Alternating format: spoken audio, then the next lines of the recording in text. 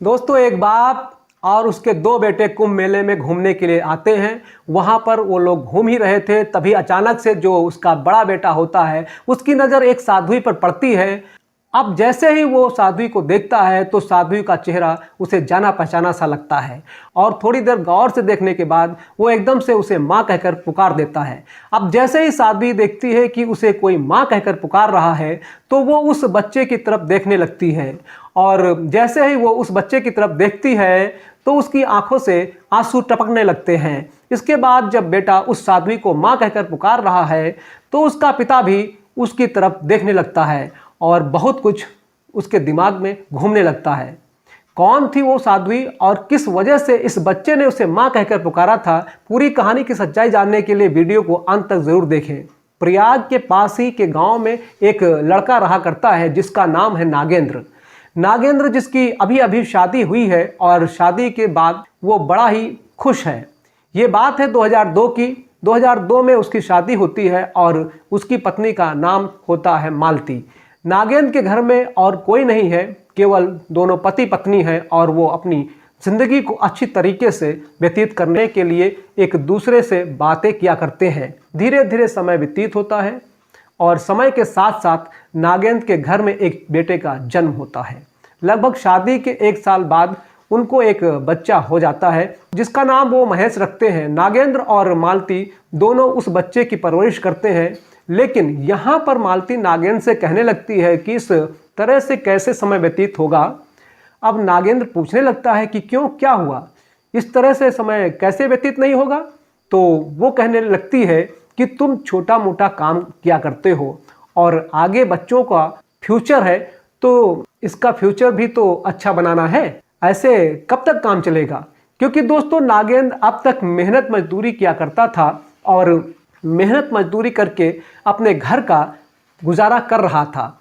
अब ये बात सुनकर नागेंद्र भी इस बात के बारे में गहन सोच विचार करने लगता है और वो सोचता है कि हाँ, मुझे कुछ ना कुछ तो बड़ा काम करना चाहिए ताकि मैं अपने बच्चे का फ्यूचर और भी ज़्यादा अच्छा कर सकूं। तो इसी बात को सोचकर नागेंद्र इधर उधर से काम ढूंढने लगता है कि जिसमें आगे काफ़ी अच्छा स्कोप हो और उस कार्य को करने के बाद वो अच्छा खासा रुपया पैसा कमा सके। इसके बाद जो नागेंद्र होता है वो वहीं के एक ठेकेदार के पास जाता है और उनसे इस बारे में बात करने लगता है। ठेकेदार उसकी बातों को समझता है और बातों को समझने के बाद उसे काम बताता है और कहता है कि तुम शटरिंग का काम करना सीख लो और इसमें काफ़ी अच्छा खासा स्कोप है। अब नागेंद्र इस बात को सुनकर ये तय कर चुका था कि उसे शटरिंग का काम अच्छी तरह से सीखना है ताकि इस काम को करके वो अपने बच्चों के उन्नति की ओर ले जा सके और अपने परिवार का अच्छी तरीके से जीवन व्यतीत करा सके। इसी बात को सोचकर नागेंद्र शटरिंग का काम सीखने लगता है और धीरे धीरे समय व्यतीत होता है। समय के साथ साथ अब 2 साल हो गए थे नागेंद्र को इस काम को सीखते हुए और लगभग वो इस काम में परफेक्ट भी हो गया था। इसके बाद जो नागेंद्र की पत्नी होती है वो भी प्रेग्नेंट थी और वो एक और लड़के को जन्म देती है। अब जब नागेंद्र के 2 बच्चे हो गए थे तो उसी दौरान एक दिन उसकी पत्नी शाम के समय अपने पति से वही बात दोहराने लगती है जो पहले बच्चे के जन्म के दौरान उसने कही थी।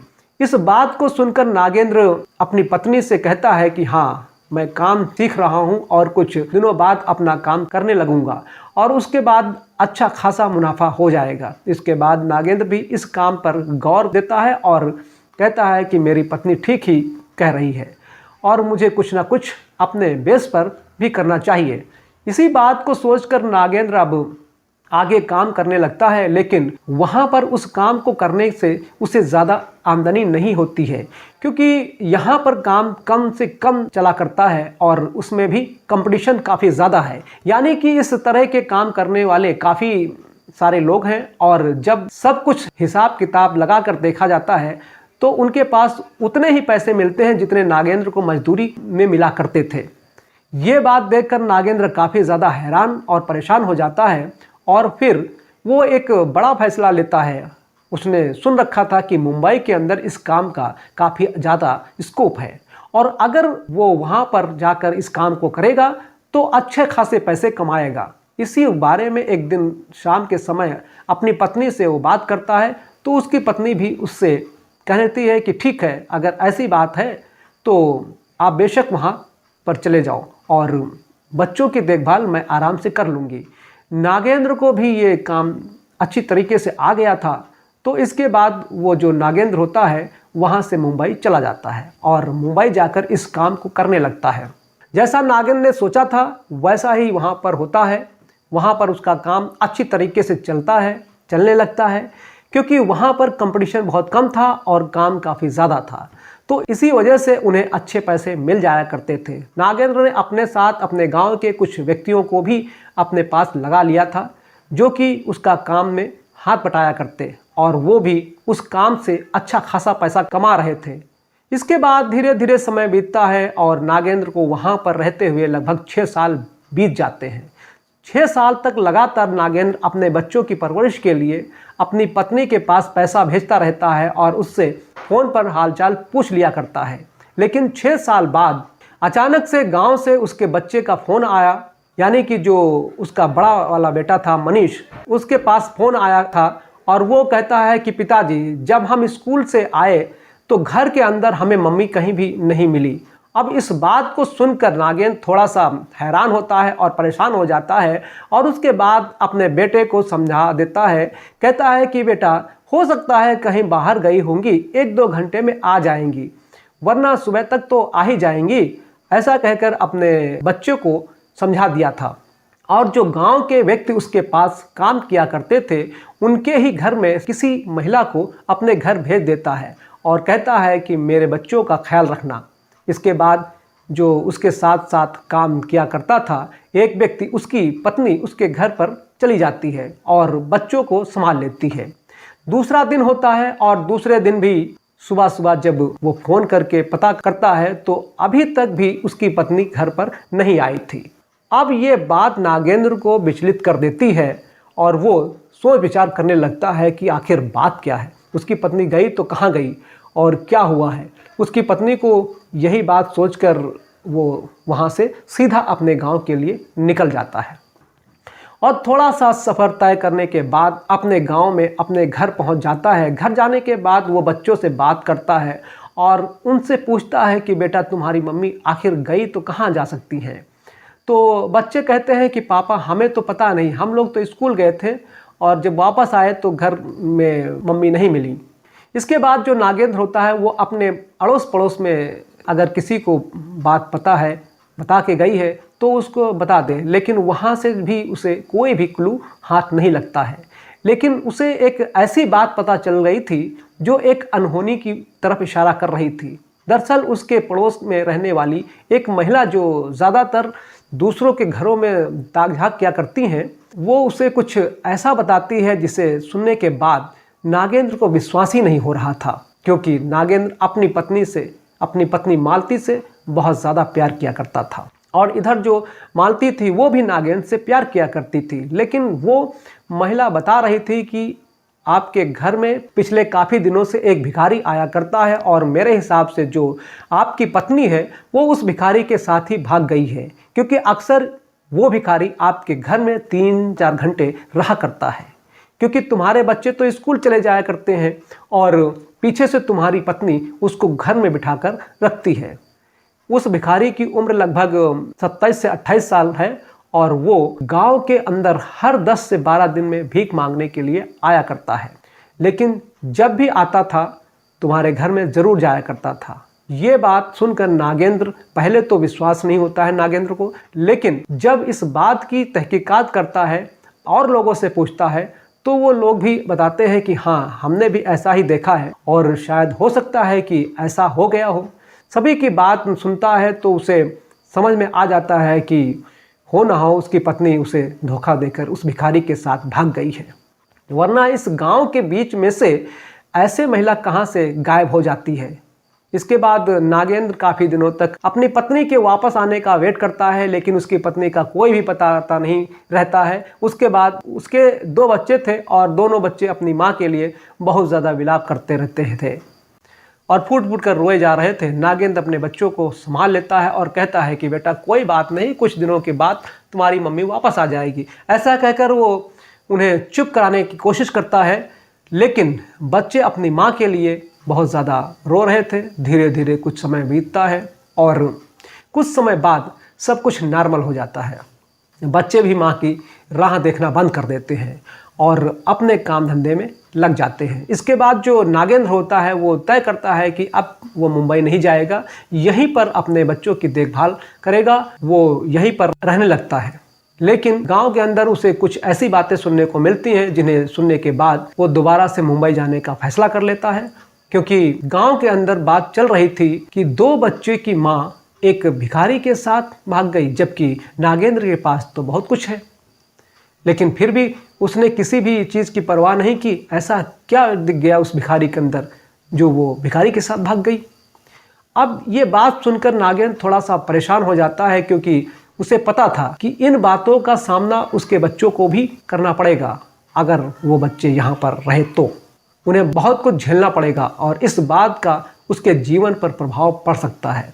यही सोचकर नागेंद्र अपने बच्चों के साथ मुंबई जाने का फैसला करता है और अपने बच्चों को लेकर वहाँ से सीधा मुंबई चला जाता है और वहाँ पर अपने कामकाज को संभालने लगता है। वहाँ पर रहकर वो बच्चों की पढ़ाई लिखाई कराता है और साथ में अपने रोजगार को देखता रहता है।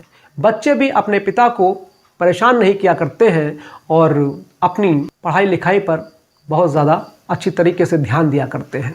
धीरे धीरे समय बीतता है और समय के साथ साथ नागेंद्र को वहाँ पर रहते हुए लगभग 4 साल बीत गए थे।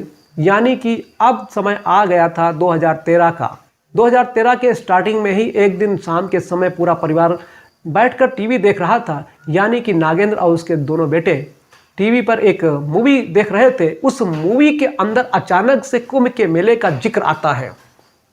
अब इस बात को सुनकर जो उसका बड़ा बेटा मनीष होता है वो अपने पिता से पूछने लगता है कि पिताजी, ये कुंभ का मेला क्या होता है। अब जब पिताजी देखता है कि बेटे यहाँ पर रहने के बाद अपनी संस्कृति अपनी सभ्यता को भूलते जा रहे हैं, तो वो उन्हें बताने लगता है कि बेटा कुंभ का मेला इस तरीके से होता है, इस तरह का होता है और वहाँ पर बहुत ज़्यादा लोग आते हैं, बहुत साधु संत आते हैं और सभी लोग मिलजुल कर रहा करते हैं। दरअसल उस मूवी के अंदर एक ऐसा सीन था जहाँ पर एक व्यक्ति कहता है कि मेरा जुड़वा भाई कुंभ के मेले में बिछड़ गया है और उसके बाद अब मैं उसे ढूंढता फिर रहा हूँ। तरह तरह के वो भेष बनाता है और बार बार उस मूवी के अंदर कुंभ के मेले का जिक्र आ रहा था। तो पिता अपने बेटे को कुंभ के मेले के बारे में सब कुछ बता देता है, समझा देता है और बता देता है कि बेटा ऐसे ऐसे कुंभ का मेला होता है। तभी बेटा कहने लगता है कि पिताजी, क्या हम भी कुंभ का मेला देख सकते हैं। अब पिता जब इस बात को सुनता है तो थोड़ी देर इस बारे में सोच विचार करने लगता है और वो अपने बच्चों से बहुत ज़्यादा प्यार किया करता था। सोचने के बाद उसे ज्ञात होता है कि अभी कुछ दिनों में कुंभ का मेला आने वाला है और बच्चे कुंभ के मेले को देखना चाहते हैं, तो क्यों ना उनको कुंभ का मेला दिखा दिया जाए। वो एकदम से अपने बेटे से कहने लगता है कि बेटा सच में ही तुम्हें कुंभ का मेला देखना है। तो बेटा कहता है कि हाँ पिताजी, मुझे कुंभ का मेला देखना है कि ऐसा क्या मेला होता है जिसके अंदर लोग भी बिछड़ जाते हैं। तो उसके बाद पिता अपने दोनों पुत्रों से कुंभ के मेले के चलने की तैयारी करने के लिए कह देता है, क्योंकि कुछ दिनों में ही कुंभ का मेला होने वाला था। तो वो कह देता है कि बेटा अभी से ही चलेंगे और आराम से समय व्यतीत करेंगे, क्योंकि अब तक नागेंद्र ने काफ़ी अच्छा पैसा कमा लिया था। तो कहता है काफ़ी दिन वहाँ पर रुक कर आएंगे और कोई भी कैसी भी दिक्कत नहीं है।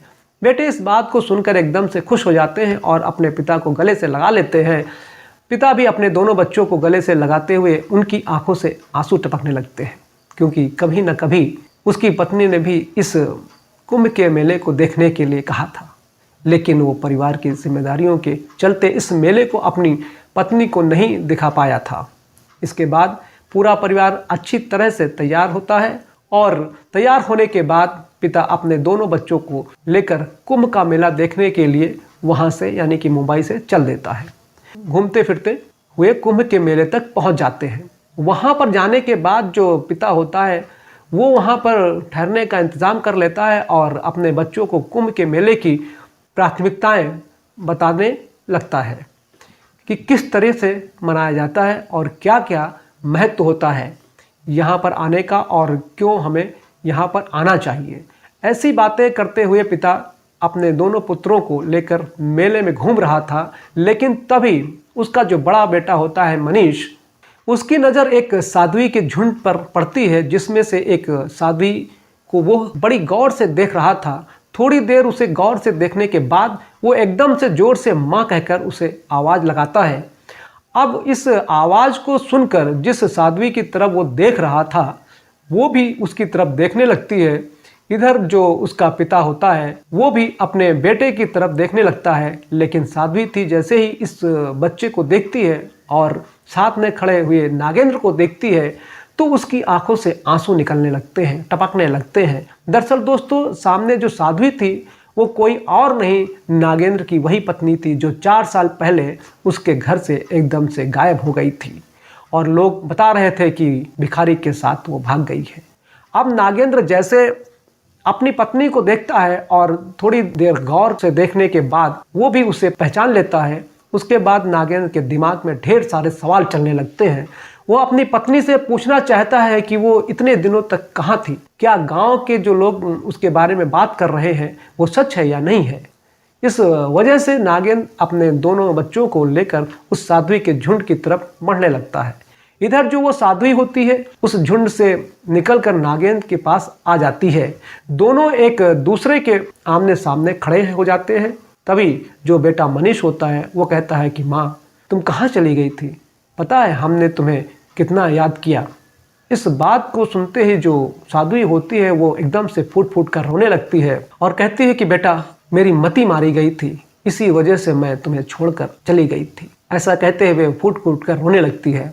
लेकिन तभी जो नागेंद्र होता है वो सबसे पहले उसे चुप कराता है और कहता है कि सबसे पहले तो तुम चुप हो जाओ और चुप होने के बाद सही सही बताओ कि तुम कहाँ चली गई थी और अब तक तुम्हारे साथ क्या क्या हुआ था। गांव वाले तो एक गलत तरह की अफवाह फैला रहे हैं कि तुम किसी भिखारी के साथ भाग गई और वो तुम्हारे घर के अंदर काफ़ी देर तक बैठा रहा करता था। इसके बाद जो मालती है वो आप बीती नागेंद्र को बताने लगती है और कहती है कि हाँ, ये बात मैंने भी सुनी थी और इस बात को सुनने के बाद ही मैं लोगों से मिलने के लिए नहीं आई थी। वो कहती है कि सच में मैं उस भिखारी के बहकावे में आ गई थी। उसने मुझे कहा था कि मोक्ष अलग चीज़ है और मोक्ष के लिए अपने घर परिवार को छोड़ना पड़ता है, तभी हमारा दूसरा जन्म होता है। और इन सभी बातों का मेरे दिमाग पर बहुत गहरा असर पड़ा था और इसी वजह से मैं अपना सब कुछ छोड़कर उस भिखारी के साथ चली गई थी मोक्ष की प्राप्ति के लिए। लेकिन जैसे ही मैं उसके साथ जाती हूँ तो लगभग 7 से 8 दिन के बाद मुझे उसका असली चेहरा दिखाई देता है। वो मेरा गलत फ़ायदा उठाना चाहता था और जैसे ही मुझे इस बात का पता चलता है तो मैं जैसे तैसे करके उससे जान छुड़ाकर भाग निकली और दोबारा से जब अपने गांव में पहुंची तो वहां पर मेरे बारे में ये अफवाहें उड़ रही थी। जिस अफवाह को तुम अब बता रहे हो तो पहले तो मैंने सोचा कि मैं घर जाती हूँ और तुम्हें बताती हूँ, लेकिन फिर मैंने सोचा कि ये भिखारी जितने दिनों से मेरे पास आ रहा था उतने दिनों के हिसाब से यही सिद्ध होता है कि मैं सच में इसके साथ भाग गई और अब कौन से मुंह को लेकर तुम्हारे पास आती। इसी बात को सोचकर मैं वहाँ से वापस आ जाती हूँ और ऐसे ही इधर उधर अपना समय व्यतीत करने लगती हूँ और घूमते घूमते मुझे ये साधुओं का झुंड मिल जाता है जहाँ पर ये सभी अपना समय व्यतीत कर रही हैं। तो इसी वजह से मैं इन साधुओं के साथ ही रहा करती हूँ और यहीं पर अब तक का समय मैंने इनके साथ बिताया है।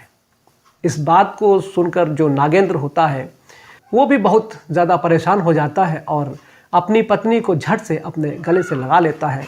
कहता है कि मालती, मुझे तो पता था कि मेरी मालती ऐसा नहीं कर सकती है, लेकिन लोगों की बातों का मुझ पर भी इफ़ेक्ट पड़ा था और इसी वजह से मैं अपने बच्चों को लेकर वहाँ से मुंबई चला गया ताकि इनकी ज़िंदगी में कोई भी कैसी भी कठिनाई ना आए। क्योंकि जब इन्हें पता चलेगा कि इनकी माँ एक भिखारी के साथ भाग गई है तो इन लोगों के जीवन पर उसका बहुत बुरा इफ़ेक्ट पड़ेगा। लेकिन आज ऊपर वाले की मर्ज़ी से हम दोनों दोबारा से एक हो गए हैं और इसके बाद अपने जीवन को एक साथ हंसी खुशी बिताएंगे।